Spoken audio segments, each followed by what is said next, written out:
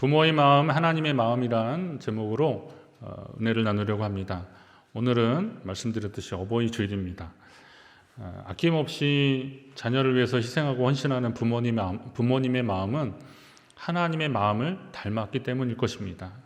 믿음은 어느 날 갑자기 완성되지 않습니다. 보고 배우고 계승되는 것인데, 이 자리에 계신 여러분 모두 그리고 가정에 하나님의 이 믿음의 복, 은혜의 복이 계속 이어지고 보고 배우면서 이어지는 귀한 역사 계속되기를 간절히 바랍니다. 자녀를 낳아 기르는 분들이나 아직 자녀가 없지만 낳아주시고 길러주신 부모님을 기억하는 모든 분들이 오늘 말씀을 통해서 하나님의 뜻을 깨닫고 우리 가정 가운데 이 믿음의 역사가 계속되기를 바라는 그런 다짐들, 소망들이 이어지기를 바랍니다. 어느 날 리브가가 남편에게 가서 얘기합니다. 내가 햇사람의 딸들로 말미암아 내 삶이 싫어졌는데 그나마 하나 또 작은 아들 이 야곱마저 만일 이 땅의 딸들을 그들과 같은 햇사람의 딸들 중에서 아내로 맞이한다면 삶이 내게 무슨 재미가 있겠습니까? 라고 남편한테 얘기를 합니다. 창세기 말씀을 계속 보신 분들은 오늘 이 리브가가 왜 그렇게 말하는지를 무슨 뜻인지를 아실 것입니다. 창세기 26장 34절 35절에 보면 그들의 큰아들 에서가 헷 족속의 딸들과 결혼한 것 때문에 그 부모들이 근심하였다 그랬습니다. 그런데 리브가가 지금 자신의 감정을 이삭에게 이렇게 말한 이유가 이 시점에서 또 다시 말하는 이유가 분명히 있습니다. 다시 이 말은 야곱에게 장자의 축복권을 빼앗긴 그 형 에서가 동생을 죽이겠다고 지금 막 공언하고 있는 그런 상황입니다. 그렇기 때문에 이 사실을 한 엄마로선 작은 아들을 좀 살리고 싶고 멀리 이 상황을 좀 피해서 멀리 좀 가게 하고 싶은 그런 마음. 그런데 또 족장인 남편의 좀 허락도 있어야 되니까 그런 차원에서 남편을 설득시키려고 이런 이야기를 좀 푸념하듯이 지금 이야기를 하고 있는 겁니다. 내 삶에 재미가 없다. 내가 또 작은 아들까지 헷 족속의 딸들과 결혼시키면 나는 어떻게 하겠냐라고 그렇게 이야기를 하는 겁니다. 이 리브가가 말한 고백이 좀 인상적인데요. 내 삶에 무슨 재미가 있겠냐라고 얘기합니다. 믿음이 충만한 분들이 이걸 보시면 또 리브가의 이 말이 믿음 없거나 아니면 약한 사람의 말처럼 들릴 수 있습니다. 아니 세상에 하나님이 유일한 소망이고 힘이시지 어디 마음 뜻 것 없어서 자녀들 때문에 실망하고 삶이 재미없다고까지 그렇게 불평할 게 뭐가 있냐라고 말하겠지만, 그러나 여러분 자녀와 부모의 관계를 아는 분들이라면 이 말이 근거 없는 말이 아니라는 건 여러분 아실 겁니다. 아무리 믿음이 있더라도 믿음은 믿음이고 자녀들 때문에 속상해하고 때로는 자녀들 때문에 모든 의욕이 사라져버리는 그런 경우도 있잖아요. 사실 자녀는 우리의 무한한 기쁨이고 감사인데, 그러나 자녀들 때문에 마음 아파보고 힘들어했던 부모들은 이게 무슨 말인지 아실 겁니다.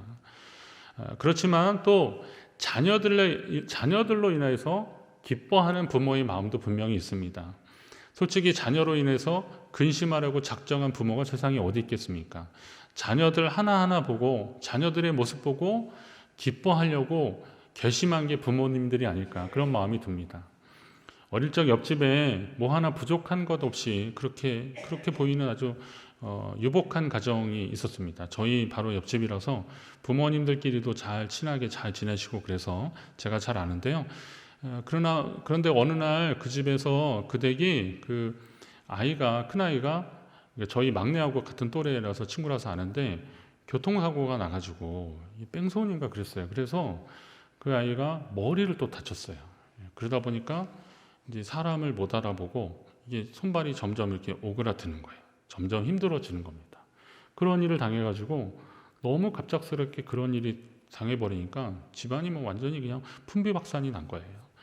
부모님들끼리도 잘 아는 사이라서 그 집에 이제 사고 이후에 힘들어하던 그 과정을 저희도 같이 지켜보고 그랬는데, 병원에서는 이제 더 이상 회복되지 못할 것이라고 힘들 거라는 그런 판정을 내렸습니다. 그때 그 아이 부모님들이 그 상황을 인정하지 않고 어떻게 하든 아들을 치료하려고 유명하다는 병원과 한의원을 다 찾아다니면서 그렇게 치료를 했는데 그래도 별 차이가 없었습니다. 나아지지 않았습니다. 그렇게 점점 굳어져가는 아들의 그 손과 발을 주무르던 그 어머니가 어느 날 너무 해맑게 와서 막 자랑을 하듯이 얘기하는 거예요. 그 내용이 뭐냐면 우리 아들이 날 보고 웃어줬다는 거예요. 예. 근데 그 아이가 우리 막내 친구라서 제가 이제 뭐 계속 나와서 있으니까 보기도 하고 그랬는데 이게 시선이 허공을 이렇게 응시하는 그런 거예요. 그러니까 자기가 뭘 보고 있는지 안 보고 있는지 그것도 느끼지 못하는 그런 상태였거든요. 근데 그 엄마가 와서 우리 애가 날 보고 웃었다 그러면서 막 너무 해맑게 막 웃고 그러니까 저희 어머니가 아유 그랬냐 그러면서 같이 막 좋아하다가 갑자기 손을 잡고 두 분이 막 우시는 거예요. 예. 근데 저는 어릴 때 그게 이제 왜 그러실까 그런 걸 뭐 물론 뭐 상황이야 좀 알았지만 그랬는데 나중에 이제 자녀를 키우면서 그 마음이 어떤 건지 알겠더라고요. 그리고 어버이주일 설교를 준비하면서 그때 그 생각이 불현듯 나면서 아 그때 이 부모님의 마음이라는 게 이런 거구나. 부모는 자녀의 작은 웃음과 눈빛 하나에도 기뻐하는 분이 존재가 바로 부모이구나 그런 마음이 들었습니다. 여러분 자녀들이 다 괜찮아서 자녀들이 다 잘해서 그래서 기뻐할 만한 것들도 분명히 있겠지만 어쩔 때는 우리 자녀들이 많이 좀 힘들어 보여도 그리고 또 마음에 좀 안 드는 것 같아도 그러다가도 그냥 전화 한 통만 해도 고마워주고 고마워해 주시는 거더라고요. 그리고 인사 한마디만 해도 기뻐해 주시는 거. 이게 부모님의 마음이더라고요. 어머니 리브가가 큰아들 에서일로 실망한 것 같아 보입니까? 내가 그 아이가 해쪽 속의 딸들하고 결혼했다는 것 때문에 뭐 근심이 됐고 삶에 재미가 없다 이렇게 말한 것 같지만 이건 다시 역설적으로 말하면 에서를 향한 엄마로서의 기대와 관심 분명히 있었기 때문에 그런 겁니다. 속상했죠. 마음대로 안 돼서 속상했지만 그리고 또 특별히 에서와 야곱이 복중에 있을 때 하나님 주신 예언도 있어서 큰 자가 작은 자를 섬길 것이라는 것 때문에 분명히 좀 이렇게 축복이나 장자권에서 있어서는 역전이 될 것은 알긴 알았지만 그렇다고 해서 제가 말씀드린 대로 장자권이 없으면 어때요? 아들이고 또 하나님 자녀로 계속 복이 이어지길 바라는 것이 이게 부모의 마음이니까 그 에서를 위해서 얼마나 기도를 했겠습니까? 그랬는데 그 에서가 해쪽 속의 딸들하고 결혼한 것 때문에 너무 속상해했던 거예요. 기대가 없으면 실망할 것도 없잖아요. 그런데 그만큼 삶에 재미가 없다라고 느낄 정도의 마음이었다면 그 아들을 얼마나 사랑하고 얼마나 그 아들을 위해서 힘썼겠습니까? 제가 이런 말씀을 드리는 것도 이런 거예요. 성도님들하고 이렇게 말씀을 나누거나 이렇게 상담을 하다 보면 부모님에 대해서 서운해 하시는 분들이 꽤 계시더라고요. 섭섭해 하시더라고요. 우리 아버지가 그때 나를 공부를 조금만 더 시켜줬으면 하는 그런 말씀 하시는 분들도 있고 또 집안에서 뭐 첫째만 좋아하거나 아들만 더 위해줬고 막 그랬다라고 해서 섭섭해 하시고 그러시더라고요. 물론 그런 마음들이 어떻게 계속 이어질지는 모르겠지만 그런데 우리가 다 알지 못하는 부모님의 마음이라는 게 있더라고요. 혹시나 그런 것 때문에 좀 응어리가 지신 분들은 하나님 아버지의 마음을 닮았는데 그때 그것을 다 표현하지 못했기 때문에 그럴 것이다 라고 생각하시면서 부모님을 조금만 더 이해해 주시면 좋을 것 같아요. 그게 있어야 여러분도 다른 사람과의 관계 속에서 더 평안함을 누릴 수 있는 겁니다. 그게 만약에 여러분을 계속 괴롭히고 힘들게 하시면 여러분이 다른 사람들을 대할 때도 왜곡된 감정으로 자꾸 대하게 되고 그렇게 되더라고요. 이걸 좀 응어리를 좀 푸시라고 제가 이런 말씀을 드리는 겁니다. 리브가도 마찬가지였습니다. 에서의 엄마였기 때문에 그렇습니다. 에서의 어머니로서 그를 위해서 기도했는데 그가 다른 길로 자꾸 가는 것 때문에 너무 속상했고 그래서 결국은 삶에 재미가 없다라고 할 정도로 그렇게 표현했던 리브가였던 것입니다. 여러분도 이제 부모님의 마음을 좀 이해하셔야 됩니다. 그리고 그 은혜를 기억해야 됩니다. 하나님 아버지의 마음을 닮은 부모님이 마음으로 여러분을 계속 여러분의 삶을 응원하셨다는 것은 분명합니다. 여러분이 다 깨닫지 못하셔서 그렇지 어느 부모가 자녀를 그렇게 응원하지 않을 부모가 세상에 어디 있습니까? 이제 여러분도 그 마음으로 또 자녀를 응원하십시오. 어쩌면 여러분의 자녀들도 여러분에게 섭섭하다고 할 때가 있습니다. 여러분의 자녀들이 여러분을 오해해서 그렇게 말씀하실 때도 있습니다. 그렇다고 해서 내가 너를 어떻게 키웠는데 이러지 마시고 그래 이 자녀가 나를 잘 몰랐구나. 내가 내 진심이 전달되지 않았구나. 그를 위해서 축복하며 기도하면서 여러분의 가정이 믿음 안에서 회복되시기를 간절히 바랍니다. 자, 이 아내인 리브가의 말이 들어보니까 일리가 있어요. 그래서 이 야곱을 이제 이삭이 야곱을 불러서 그에게 당부하는 겁니다. 너는 가나안 사람의 딸들 중에서 아내를 맞이하지 말라 그렇게 하고요.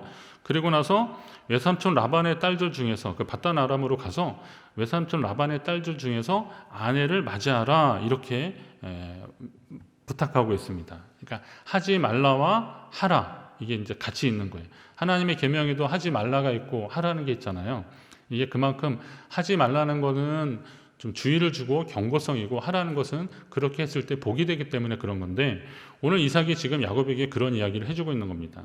당연한 얘기지만 인생에서 배우자를 만날 때 정말 신중해야 하지 않겠습니까? 러시아 속담에 그런 말 있잖아요. 전쟁터에 싸움터에 나갈 때는 한 번 기도하고 그리고 바다에 나갈 때는 2번 기도하고 뭐 할 때요? 결혼할 때는 3번 기도하라. 여러분 3번 기도하고 결혼하셨습니까? 그냥 첫눈에 반해가지고 그래서 막 결혼하셨습니까? 예. 부모님이 막 결혼하라 해가지고 누군지도 모르고 그냥 결혼하신 분도 우리 할머니 권사님들 중에 있으시더라고요. 예. 그러나 어쨌거나 하여튼 이 결혼은 굉장히 심각하고 또 중요한 일입니다. 그만큼 중요하다는 얘기죠. 자, 그러면 우선 믿음의 배우자를 만난 것을 너무 당연하게 여기는 분들이 있더라고요. 절대 그러면 안 됩니다. 여러분이 믿음의 배우자 만난 거를 정말 감사하십시오. 하나님께 감사하고 배우자에게 감사하십시오. 예를 들어서 예수 잘 믿는 아내 만난 남편들은 몇 번이고 고맙다고 하셔야 됩니다. 업어주셔요. 아내한테 업어주셔요. 왜냐하면 아내를 업어주셔야 됩니다. 하나님을 경외하고 말씀 순종하며 남편을 사랑하고 자녀들 믿음으로 양육하기 위해서 눈물로 기도하며 그렇게 살아온 아내의 삶이 얼마나 귀한 겁니까? 남편들도 예수 잘 믿는 남편 만난 거를 또 감사하십시오. 아내들이 뭐 남편을 업기는 어려우니까 고기 반찬이라도 좀 해주시면서 고맙다고 해주셔야 되는 거예요. 세상에서 아멘 하시잖아요. 세상에서 예수 잘 믿는 남편 만난 게 이게 얼마나 복입니까? 여성분들 아멘 안 하십니까? 좀 해주십시오. 목사님 그럼 저는 뭐예요? 안 믿는 남편 만난 나는 뭐예요? 그건 좀 이따 말씀드릴 거예요. 안 믿는 아내 만난 나는 뭐예요? 말씀드릴게요. 근데 이거 잘 하셔야 돼요. 고마워해 주셔야 돼요. 하나님이 맺어주셨으니까 감사하시고 혹시 또 하나님 뜻이 아니라고 느껴지더라도 이 상황 속에서 하나님 앞에 감사하시면서 여러분의 믿음의 가정들을 계속 만들어갈 필요는 분명히 있습니다. 그런데 이제 그럼 배우자가 예수를 믿지 않을 때 어떻게 해야 될 건가? 그럼 뭐 믿는 사람을 찾아 나설 수는 없잖아요. 그럴 수는 없고요. 저는 이 과정 속에서 며느리를 모함 여인 중에서 맞이한 나오미의 경우를 한번 좀 말씀을 드리려고 합니다. 저번에 한번 얼핏 말씀드리긴 했는데 이 과정을 잘 보시면 이게 참 은혜가 되더라고요. 나오미와 남편 엘리멜렉이라는 사람이 있었는데 그리고 2 아들이 있었는데 베들레헴이 원래 고향인데 이 사람들이 그 땅이 너무 기근이 심하니까 그래도 좀 먹을 것이 있는 모압 땅까지 내려갔습니다. 거기 내려가서 거기에서 가정을 2 아들이 이루고 살았는데 너무 안타깝게도 이 남편과 2 아들이 다 죽고 말았어요. 이 나오미가 생각하는데 너무 속상한 거죠. 남편과 2 아들을 잃어버렸으니 다 먼저 보냈으니 이건 뭐 세상을 다 잃은 것 아닙니까? 나오미가 너무 속상하고 시리에 빠져서 이제 내게 아무 낙이 없구나. 그래서 다시 그럼 차라리 어차피 이렇게 어려운데 고향 땅이라도 좀 돌아가자. 그렇게 해서 나오미가 고향 땅으로 돌아가려고 하는데 문제는 그 땅에서 결혼을 시켜서 맞이한 며느리들이 있잖아요. 근데 이 며느리들이 같이 따라가겠다고 지금 그러는 겁니다. 근데 이 모함 여인들이 이방 여인들이 베들레헴 땅까지 갔을 때 그들이 당할 어려움들을 생각하면 그걸 잘 알고 있는 나오미 입장에서는 이 며느리들을 데려간다는 것은 아닌 것 같은 거예요. 그래서 그러지 말라고 가라 그러는 거예요. 그런데 그 며느리 계속 울면서 쫓아오는 거예요. 아주 심각하게 얘기합니다. 가라고, 너희 고향집으로 가라고. 그렇게 하니까 첫째 며느리는 갔어요. 그런데 첫째 며느리도 그냥 한 번에 간 거 아니에요. 잘 보시면 몇 번 만류하고 그러다 보낸 거예요. 그런데 둘째 며느리 이 룻이 어머니에게 아주 심각한 얘기를 합니다. 그건 뭐냐면 내게 어머니를 떠나며 어머니를 따르지 말라고 돌아가라고 그렇게 강권하지 마십시오. 어머니께서 가시는 곳에 나도 가고 어머니께서 머무시는 곳에 나도 머물겠나이다.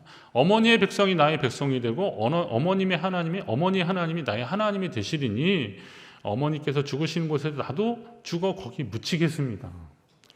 이거는 무슨 효부상 줘야 되는 거 아니겠습니까? 정말 대단하잖아요.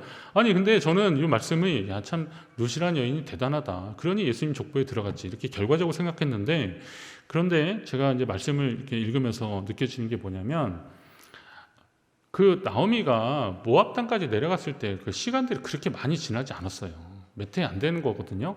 그럼 이 짧은 시간 동안에 며느리들을 맞았는데 어쩌면 그렇게 길지도 않은 세월 속에서 어떻게 이 며느리들이 어머니 하나님이 내 하나님이라고 이렇게 말할 수 있었을까? 이게 믿음의 힘이더라고요. 이게 영향력이라는 겁니다.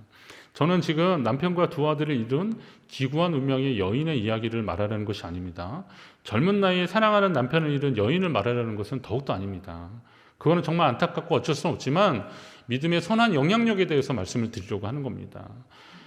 비록 절망적인 상황에서도 믿음을 잃지 않고 신실한 믿음으로 며느리들을 대한 하나님을 경외하는 나오미의 모습이 그 며느리들로 하여금 그런 마음을 가지게 됐다는 겁니다. 나오미의 믿음의 태도로 인해서 며느리들이 하나님을 알게 되고 그의 곁에 끝까지 남으려고 한 것입니다. 아마도 내 부모를 공경하라 그리하면 내 하나님 여호와가 내게 준 땅에서 내 생명이 길리라 내가 땅에서 잘되고 장수하리라 이런 약속의 말씀들을 그가 누굴 통해서 들었겠어요. 어머니 나오미를 통해서도 하나님 말씀을 배우지 않았겠습니까? 그러다 보니까 어쩌면 1:1 성경 공부를 한 거죠. 그러다 보니까 하나님의 말씀을 믿고 또 어머니의 하나님이 내 하나님이 되었으면 하는 간절한 마음이 소망이 그 여인에게 룻에게 있었던 것입니다. 그래서 이 여인이 어머니를 끝까지 따라가겠다고 하는 겁니다. 여러분 신앙은 억지로 할 수 없더라고요. 사실 그렇잖아요. 목사님 뭐 신앙이 그게 억지로 됩니까? 성경처럼 마음대로 됩니까? 예, 이게 마음대로 될 것 같으면 성경에 이렇게 나오지도 않았잖아요. 이게 쉽지 않은 일이기 때문에 이렇게 나오는 겁니다. 그러나 신앙이 억지로 할 수 없다고 해서 오늘 우리가 할 수 있는 일을 뭐 손 놓고 그냥 있을 수는 없잖아요. 할 수 있는 일을 해야 되는 겁니다. 그것은 누군가의 믿음을 강제할 것이 아니라 믿음에 선한 영향을 끼치려고 선한 영향력을 끼치려고 노력을 해야 되는 겁니다. 사실 그 안 믿는 분들이 교회에 오면 저도 사실 그 설교 중에 종교적 용어들을 좀 되게 자제하려고 하는데 그래도 이게 평생 배워서 이게 잘 안 돼요. 그런데 뭐 축원합니다, 축복합니다, 막 이런 말들도 뭐 많이 알긴 하지만 그래도 이 용어들 중에서 좀 생소한 용어들이 참 많이 있습니다. 히브리서 4장 12절에 보면 하나님의 말씀이 살았고 활력이 있어서 뭐 이게 예전에 운동력이 있어서 그랬는데 좌우의 날선 어떤 것보다 예리하여 어떻게 해요? 혼과 영과 및 관절과 골수를 찔러 쪼갠다 그러는 거예요. 어떤 분이 그 얘기 듣더니 교회 살벌하다고 혼과 영과 뭐 관절과 골수를 찔러 쪼개서 어떻게 한다 그러니까 이런 말 들으면 누가 예수님이 그러잖아요. 이 받아 먹으라. 이건 너희를 위해서 흘리는 내 피니라 이러는 거예요. 이런 용어들이 어떻게 들어오는 겁니까? 낯설어요. 그렇습니다. 저도 뭐 어디 관광지나 어디 가면 이제 무슨 문화재에 있다고 그래서 사찰에 이렇게 가보면 거기 이렇게 향 냄새 나거나 이렇게 들어가는데 분위기에 무슨 사천왕상 이렇게 있는 거 보면 그냥 등골이 오싹하고 그런데 뭐 절에만 그러겠어요. 근데 믿지 않는 분들도 이 종교성이라는 거는요, 이 교회 안에 딱 들어왔을 때 느낌들이 있어요. 어떤 분은 평안함을 느끼고, 어떤 분은 교회 오시니까 막 눈물만 난다 이런 분들도 있어요. 근데 어떤 분들은 교회 안에서 나누어지는 그 용어, 단어들 중에서 그냥 섬뜩한 것들이 있어요. 그래서 그런 분위기가 힘들어서 교회 오는데 좀 주저하는 분들도 있거든요. 자, 그걸 어떻게 극복하셔야 될까요? 사실은 관계성이죠. 삶으로 극복하셔야 되는 겁니다. 제가 지금 목사가 됐지만요, 저 유치원 때요, 교회 유치부 때 제가 교회만 가면 도망갔어요. 안 믿겨지시죠? 제가 교회만 가면 도망갔어요. 그래서 어머니랑 이렇게 계단 올라가다 그 기억이 납니다. 어머니는 이렇게 교회 계단인데 유치부가 이쪽에 유치부실이 있었는데 올라가다가 어머니는 본당으로 가시고 저는 이제 선생님하고 뭐 이렇게 부목사님들 이렇게 해가지고 끌려갔어요. 끌려갔는데 앉아있다가 이상하게 제가 겁이 나는 거예요. 그래가지고 집이 좀 꽤 멀었는데 거기 계속 도망갔어요. 그럼 예배 시간에 없어지면 또 저를 찾으러 선생님들이 오거나 몇 번 거듭하니까 이제 이놈 또 갔구나 그래가지고 그냥 어머니한테 가서 얘 도망갔다고 그 어머니가 오셨어요. 근데 너 왜 그렇게 도망가냐 그럴 때 이유는 없었어요. 그냥 마음이 괜히 무서운 거죠. 이상하죠? 어머니가 복중했을 때 저를 위해서 기도하셨고 그리고 어려서부터 잘 자라났는데도 교회에서의 그런 느낌들이 있었는데 아마도 제 기억에는 그때 무슨 계기가 있었던 것 같아요. 다 말하기 힘들지만 하여튼 그런 일이 있었던 거죠. 어떤 하나 때문에 힘들어지는데 그러나 다시 제 믿음이 회복되는 과정 속에서는 뭐 집안에 이런 분위기들도 있었고 또 누군가의 관계성도 있었어요. 제가 청소년기를 지나면서도 어떤 선생님과의 관계 속에서 다시 믿음이 회복되는 그런 과정도 있었거든요. 이건 다 과정이에요. 믿음은 갑자기 하늘에서 빛이 확 내려오거나 아니면 뭐 이는 내 사랑하는 아들이니라 이렇게 하면서 시작되는 분들은 만에 하나 정말 힘든 경우예요. 다 어떻게 시작되는 겁니까? 관계 속에서. 그럼 이 관계가, 가정이라는 관계가 이 경계성이 가장 모호하잖아요. 사실 없기도 할 같으면서도 사실은 보이지 않는 경계가 분명히 있는데 이런 속에서 서로를 돌아보고 영향력을 끼쳐야 되는 거예요. 선한 영향력을 끼쳐야 되는 겁니다. 그건 어쩌면 여러분 가정에 안 믿는 아내가 들어오거나 안 믿는 며느리가 들어오거나 안 믿는 사위, 남편이 왔다 그러면 그 영혼을 하나님이 우리 가정에 맡기셨다라고 하셔야 됩니다. 그 영혼을 맡기셨다. 오늘 우리 새가족반 수료하신 분들 있는데 지금은 예, 집사님, 뭐 성도님 막 이러잖아요. 그런데 처음에 오는 분들한테 그것 좀 해주세요 막 그러겠어요? 어서 오시라고 그러고 여기 앉으시라 그러고 그러잖아요. 근데 시간이 지나고 또 헌신되고 훈련되고 그러면 그분이 찾아서 그런 일을 할 텐데 처음부터 막 그렇게 끌어가면 힘들 수도 있는 거잖아요. 교회 갔더니 그냥 거의 뭐 하인처럼 부리더라 이러면 안 되잖아요. 그럼 그분이 자발적으로 믿음으로 동의를 해야 되는 거니까 일단은 그에게 복음이 들어갈 수 있는 통로를 열어주셔야 돼요. 그러려면 관계성, 선한 영향력을 계속 끼치고 또 그 영혼을 우리 하나님이 우리 가정에 맡겨주셨다는 사명감을 가지셔야 되는 겁니다. 자, 이런 사명감을 가지시고 그리고 그 믿음이 그 가정 가운데 계속될 때 또 어떤 복이 이어지겠습니까? 부모님의 마음이 하나님의 마음을 닮은 것이라고 제가 계속 말씀을 드리는데 이삭을 통해서 이어지는 하나님 아버지의 마음은 뭐냐면 하나님이 약속하신 이 축복의 땅에서 그가 하나님의 복을 이어서 계속 잘 살기를 원하는 것이 하나님의 마음이고 그 하나님의 마음을 담아서 오늘 이삭이 그 아들을 야곱을 향해서 그렇게 기도해 준 것입니다. 야곱한테 어떤 기도를 했습니까? 야곱을 위해서 하나님 앞에 어떤 기도를 하냐면 전능하신 하나님이 내게 복을 주어 내가 생육하고 번성하여 내가 여러 족속을 이루게 하시고 또 아브라함에게 허락하신 복을 내게도 주시고 너와 너의 자손들에게 줘서 하나님이 아브라함에게 주신 땅, 곧 내가 거류하는 이 땅을 내가 차지하게 하시기를 원하노라. 이게 좀 긴 것 같지만 이런 거예요.